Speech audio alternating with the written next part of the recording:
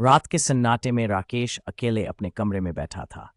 Table lamp की हल्की रोशनी में उसकी परछाई दीवार पर थरथरा रही थी। अचानक उसे महसूस हुआ कि उसकी परछाई कुछ अजीब सी हरकतें कर रही है। वह उठकर खड़ा हुआ। परछाई भी उसके साथ हिली डुली, लेकिन एक पल बाद वह दीवार से धीरे धीरे अलग होने लगी। राकेश की सांसें थम गई। उसकी परछाई अब उसकी नकल नहीं कर रही थी, बल्कि अपनी मर्जी से चलने लगी थी। राकेश ने डर के मारे पीछे हटना चाहा, लेकिन उसके पैरों ने जैसे जवाब दे दिया। परछाई ने मुड़कर उसकी तरफ देखा। उसकी आंखों में गहरा अंधकार था, मानो सदियों से कोई वहां कैद हो।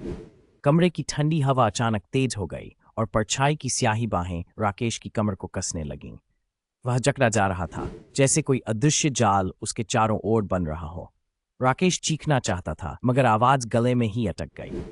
कुछ ही पलों में राकेश जमीन पर गिर पड़ा, उसकी आंखें खाली और निर्विकार। दीवार पर अब एक नई परछाई थी, जिसमें राकेश की शक्ल नहीं, बल्कि कोई और छवि कैद थी, जो मुस्कुरा रही थी, जैसे आजाद हो गई हो।